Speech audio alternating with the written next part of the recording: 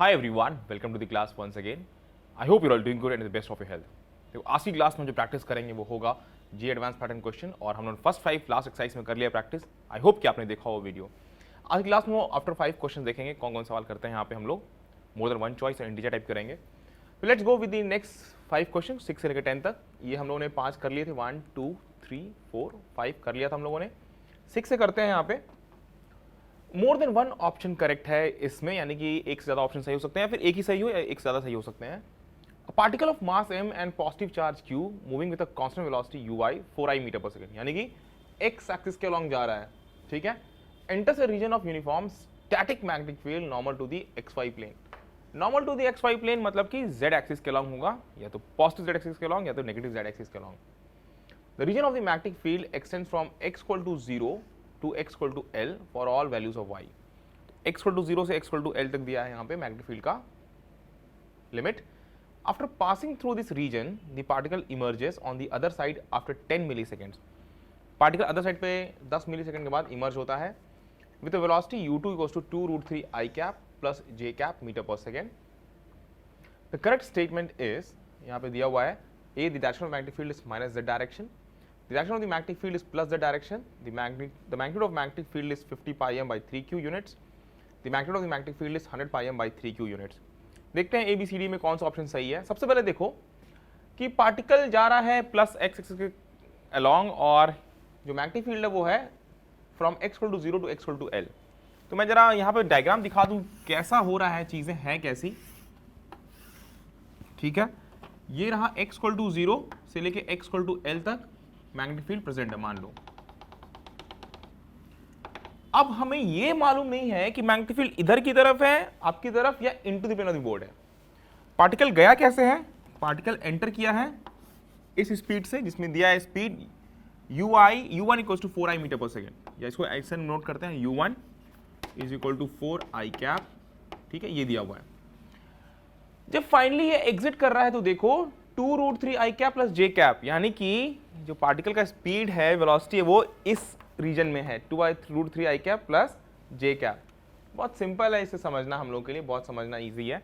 नीचे तरफ नहीं है, यानी कि पार्टिकल का कुछ वेलोसिटी ऐसे रहा होगा, फिर यहां से ये एग्जिट कर गया होगा u2 2 root 3 i cap plus j cap. ठीक है. अब इसके बाद देखते हैं ये डिविएट कितना हुआ. मान लेते हैं इसको मैं ऐसे बनाता हूं और ये मान लेते हैं इसका सेंटर. ठीक है. ये ऐसे केसेस हम लोगों ने क्लास में किए हैं. ये एक आर्क है, स्ट्रेट लाइन नहीं है, ये एक आर्क है. तो यहाँ पे एक तो चीज़ ये आ गई u2 इस तरह इसने प्रोजेक्ट किया है, तो यानी कि डिफ्लेक्शन जो हुआ है वो इस तरफ हुआ है. सबसे पहले इस गिवन इंफॉर्मेशन से निकालते हैं कि मैग्नेटिक फील्ड का सेंस किधर है, डायरेक्शन किधर है. मान लेते हैं मैग्नेटिक फील्ड अगर आपकी तरफ है, इफ इट्स टुवर्ड्स यू, तो क्यू भी क्रॉस भी करेंगे, वो किधर आएगा. अगर मैग्नेटिक फील्ड आपकी तरफ है, वेलोसिटी इधर इधर, तो मैग्नेटिक फोर्स लगेगा नीचे की तरफ, वो गलत हो जाएगा. यानी कि मैग्नेटिक फील्ड होगा अंदर की तरफ करोगे तो फोर्स लगेगा ऊपर की तरफ. तो यानी कि मैग्नेटिक फील्ड जाहिर सी बात है वो है अंदर की तरफ. अब इसके इस मैग्नेटिक फील्ड की हमें वैल्यू निकालनी है. ठीक है, ये हमें वैल्यू निकालनी है. ये कैसे निकलेगा? देखो, ये जो डिफ्लेक्शन हुआ है पहले ये निकालते हैं कितना हुआ है. मान लेते हैं ये गया ऐसे, ये मान लेते हैं एंगल थीटा. तो इसके बाद ये डिफ्लेक्शन हुआ ऐसे, ये थीटा है तो ये हो गया 90 माइनस थीटा, नो डाउट. ये एंगल हो जाएगा थीटा, फिर ये एंगल हो जाएगा 90 माइनस थीटा. ठीक है, ये एंगल हो जाएगा थीटा. यहां से अब हमें क्या कुछ ऐसा एस्टिमेट कर सकते हैं. देखो, दिया हुआ है वेलोसिटी कंपोनेंट, इसका वर्टिकल कंपोनेंट दिया है और हॉरिजॉन्टल कंपोनेंट दिया है. यहां से हम tan थीटा निकाल सकते हैं, वो निकाल सकते हैं 1/2 रूट 3, ऐसे निकाल सकते हैं. u2 इक्वल्स टू 1/2 रूट 3 बहुत इजीली निकाल सकते हैं यहाँ पे गिवन डेटा से. अब एक चीज और, यहाँ पे सबसे पहले तो हमने निकाल लिया है कि मैग्नेटिक फील्ड इज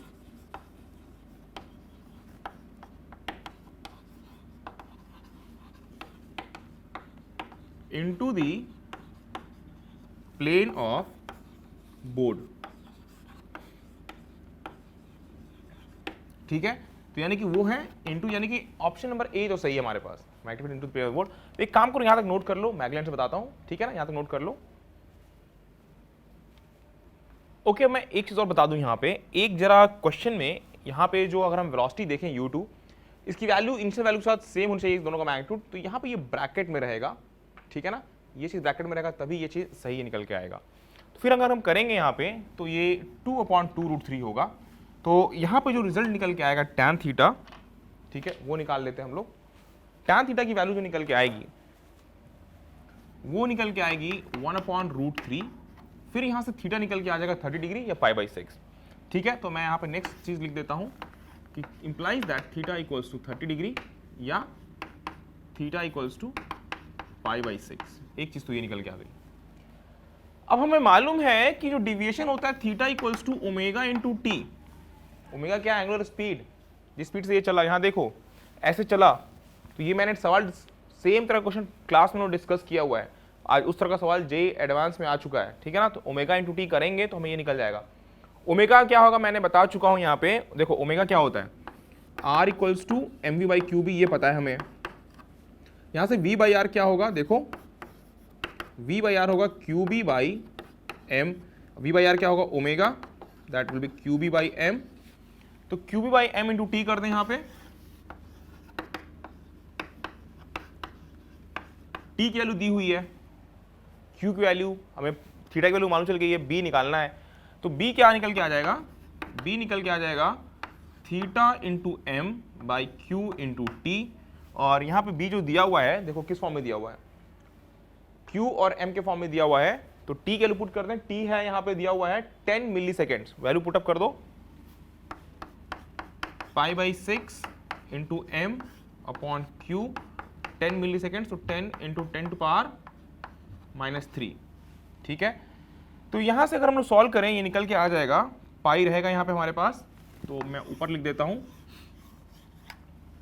10⁻⁻3 ऊपर जाएगा 100/6 और into pi M by Q, 50/3 हो गया ये, 50m/3q ये निकल के आ गया। चेक कर लेते हैं answer, 50πm/3q, option number C भी मैच कर रहा है, ऑप्शन नंबर ए भी मैच कर रहा है, दो ऑप्शंस इसके साथ सही हम जो निकल के आया है। होप कि चीज़ें क्लियर हैं, ज़रा टफ नहीं है, बहुत ही स्मार्टली प्रोसीड करना पड़ेगा and you will reach to the right answer.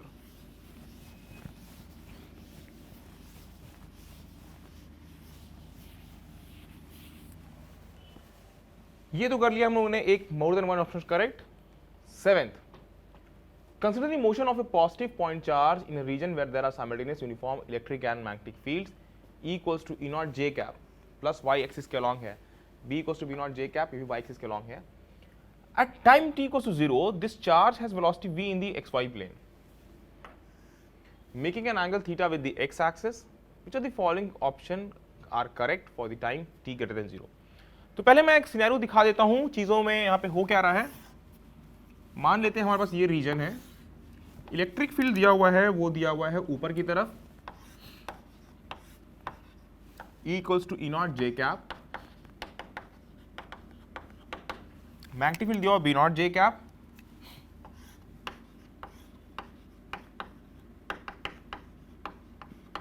ठीक है, दोनों है ऊपर की तरफ। अब वेलोसिटी क्या दिया हुआ है यहाँ पे, at time t equals to 0 this charge is velocity v in the xy plane, कहीं भी हो सकता है, making an angle theta with the x axis. तो मान लेते हैं वेलोसिटी कुछ ऐसा है, making an angle theta with the x axis. Which of the following option are correct of for time t greater than 0? If theta equals to 0 degree, the charge moves in circular path in the xz plane. Theta अगर 0 हो जाएगा, देखो क्या होगा, theta अगर 0 हो जाए तो हमारे पास पार्टिकल की इनिशियल वेलोसिटी इधर होगी और पार्टिकल को इलेक्ट्रिक फील्ड घुमाना चाहेगा इधर की तरफ और मैग्नेटिक फील्ड की तरफ घुमाना चाहेगा, मैग्नेटिक फील्ड फोर्स लगाएगा v क्रॉस b इधर बाहर की तरफ।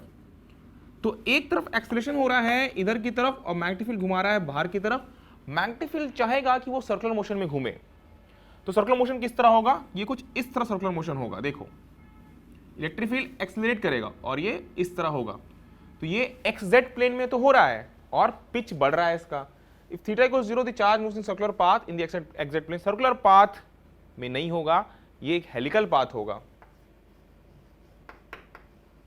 ट्राई टू अंडरस्टैंड जो चीज मैं बता रहा हूं, विथ इंक्रीजिंग पिच, ठीक है ना, रेडियस तो सेम रहेगा लेकिन पिच बढ़ता रहेगा। If theta equals 0 degree it undergoes helical motion with constant pitch along the Y axis. अरे कांस्टेंट पिच नहीं है, एक्सेलरेट हो रहा है तो इंक्रीजिंग पिच, तो ये भी गलत है। सी if theta equals to 10 degree the charge undergoes helical motion with its pitch increasing with time along the y axis। yes that's right, क्योंकि थीटा 10 डिग्री होगा तो कुछ ऐसा एंगल बनाएगा, फिर ये सर्कुलर मोशन तो फॉलो करेगा हेलिकल मोशन, और पिच भी बढ़ता जाएगा। इलेक्ट्रिक फील्ड इधर लग रहा है, पिच भी बढ़ता जाएगा। तो सी हमारा ऑप्शन सही है, ए और बी गलत है। If theta equals to 90 degree the charge undergoes linear but accelerated motion along the y axis। yes theta equals to 90 degree यानी कि वेलोसिटी हो जाए कुछ इस तरह। अगर हमारे पास v ये हो जाए तो केवल एक्सेलरेट होगा, b कोई फोर्स नहीं लगाएगा, मैग्नेटिक फील्ड कोई फोर्स नहीं लगाएगा। The charge undergoes linear but accelerated motion along the y axis। D भी हमारे पास सही है।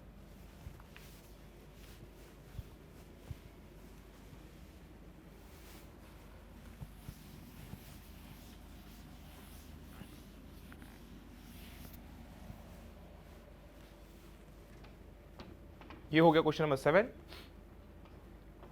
An electron and a proton are moving on straight parallel paths with same velocity. They enter a semi-infinite region of uniform magnetic field perpendicular to the velocity.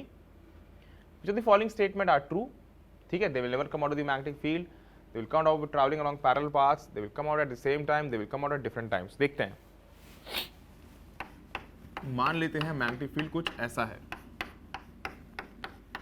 काफी लंबी field है। Semi infinite मतलब एक तरफ से फाइनाइट है, एक तरफ से काफी लंबी है, ठीक है ना। इधर से कोई रेंज निर्धारित नहीं है, वो कितना लंबा भी हो सकता है, इधर से रेंज आपने निर्धारित कर दिया है। मान लेते हैं इलेक्ट्रॉन ये एंटर किया, पॉजिटिव चार्ज ये एंटर किया, दोनों का मास अलग अलग है, ठीक है ना। इलेक्ट्रॉन के ऊपर डिविएशन कैसा होगा जरा सोचो। क्यू वी क्रॉस बी करें अगर हम, तो v क्रॉस भी यहां करेंगे, फोर्स दिखा रहा ऊपर की तरफ, नेगेटिव चार्ज है, फोर्स लगेगा नीचे की तरफ, ये ऐसे मूव कर जाएगा और फिर यहां से ऐसे एग्जिट कर जाएगा।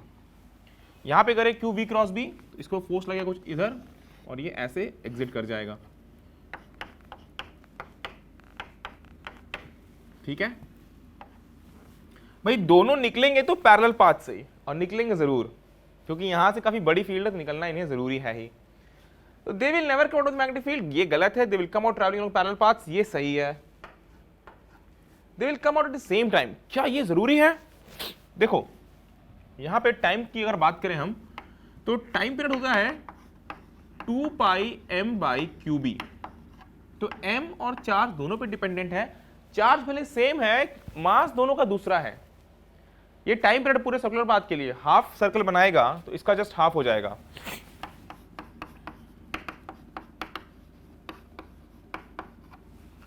फील्ड सेम है, चार्ज सेम है, पाई सेम है, लेकिन मास डिफरेंट है इलेक्ट्रॉन प्रोटॉन का, तो टाइम पीरियड डिफरेंट हो जाएगा। तो they will come out at different times, ये होगा ऑप्शन सही। तो बी और डी यहाँ पे दो ऑप्शन हमारे पास सही विकल्प होंगे इस सवाल के लिए।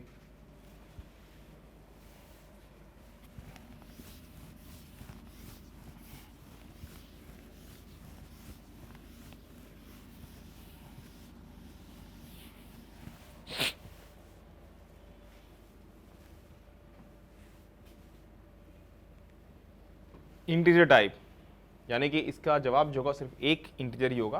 प्रीवियस ईयर का सवाल है। Steady current I goes through a wire loop PQR having shape of a right angle triangle with PQ equals to 3x, PR equals to 4x and QR equals to 5x. If the magnitude of the magnetic field at P due to this loop is K mu naught I upon 48 pi x, then the value of K is, देखते हैं। पहले triangle बना देते हैं, and सवाल नहीं समझ में आया तो एक बार आप पढ़ लो खुद से उसे। राइट एंगल ट्राइंगल है यहाँ पे हमारे पास, दिया हुआ है PQ equals to 3x,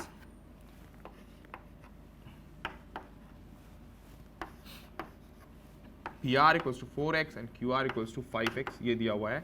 magnetic field at B point पे हमें इस पॉइंट पे निकालना है। मैग्नेटिक फील्ड क्या है पॉइंट P पे। Magnetic magnetic field at P due to this loop is this much, find the value of K। यहाँ पे एक चीज और देख लें, करंट I फ्लो हो रहा है सर्किट में। देखो इस वायर के कारण अगर मैं यहाँ पे कर दूं कुछ ऐसा कि करंट फ्लो हो रहा है कुछ ऐसे, तो इसके कारण और इसके कारण तो कोई फील्ड ही नहीं बनेगा। इन दोनों को तो वायर के लाइन में के लॉन्ग है ये पॉइंट, इसके कारण तो कोई फील्ड बनेगा। तो अगर मैं इन दोनों को कांटेक्ट में ले आऊं एक ऑल्टीट्यूड से, ये 90 डिग्री ले आऊं, तो ये डिस्टेंस कितना होगा, ये हमें निकालना है, मान लेते हैं डिस्टेंस a है, ठीक है ना। 90 डिग्री 3x 4x, तो ये एंगल कितना हुआ 53 डिग्री, ये एंगल कितना हुआ 37 डिग्री, ये एंगल कितना हो गया 37, ये एंगल हो गया 53। देखो यहाँ पे 3x cos 37 will be equal to a,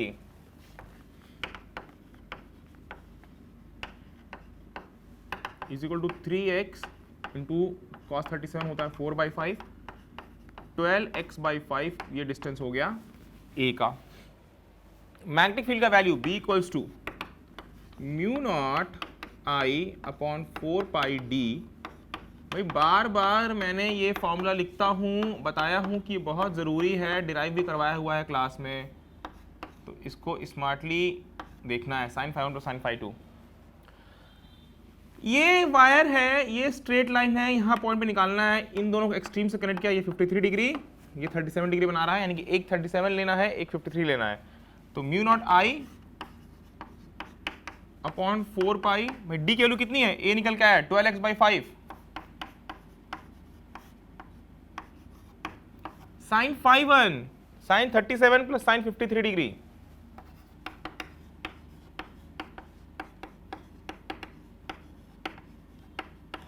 ठीक है। अब यहां से अगर मैं ये 5 ऊपर ले जाऊं, 12 इंटू 4 48 पाई एक्स, तो 5 mu naught I by 48 pi X, sine 37 3/5 plus sine 53 4/5, 3 plus 4 7, तो यहाँ पे निकल के आ जाएगा। हमको क्या लाना किसके फॉर्म में है, यहाँ पे देखते हैं, mu naught I upon 48 pi X. तो आगे करते हैं हम लोग, यहाँ पे b is equal to mu naught I और डिवाइड बाई 48 पाई एक्स, ये 5 यहां कैंसिल आउट हो जाएगा, देखो ये 5 यहां 5 कैंसिल आउट हो जाएगा, तो बचेगा 7 mu naught I multiply by 7, और दिया k into mu naught I by 48 pi x, k into mu naught I by 48 pi x, यानी k की वैल्यू निकल के आई 7। तो आपने 7 इंटीजर पे एनसर्कल करना है इस सवाल का जवाब सही लिखने के लिए, और मैक्सिमम मार्क्स मिल जाएंगे आप 7 इसको एनसर्कल कर दोगे तो अगर बेसिक्स चीजें क्लियर हैं, देखो फॉर्मूला जैसे मैंने बताया क्लास में, वही फॉर्मूले का यूज हुआ है। जे एडवांस का सवाल है, ये समझ में आ रहा है किस तरह के सवाल आते हैं। Conceptually you have to be sound.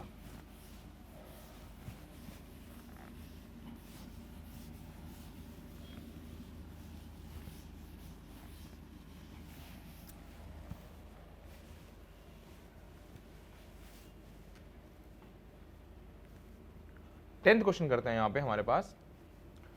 A uniform magnetic field with a slit system as shown in figure is to be used as momentum filter for high energy charged particles. With a field b Tesla, it is found that the filter transmits alpha particles each of energy 3.02 mega electron volt. The magnetic field is increased to 2.3 b Tesla and neutrons are passed into the filter. The energy of each neutron transmitted by the filter is this much. Give answer to the nearest integer. देखो source है इस तरह और यहाँ पे detector हमारे पास है। Uniform magnetic field with a slit system as shown in figure is to be used as momentum filter. तो देखो अगर हम रेडियस लिखें यहाँ पे,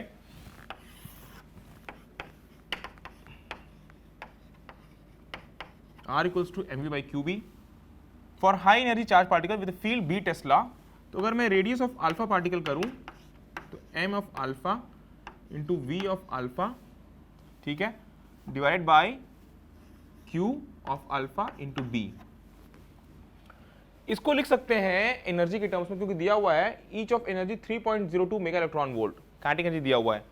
तो यहां पे क्या करते हैं, लिख सकते हैं under root 2k m of alpha, ऐसे लिख सकते हैं ना, अंडर 2m के रख सकते हैं। k हमारा डिनोट कर रहा है kinetic energy, q of alpha into b।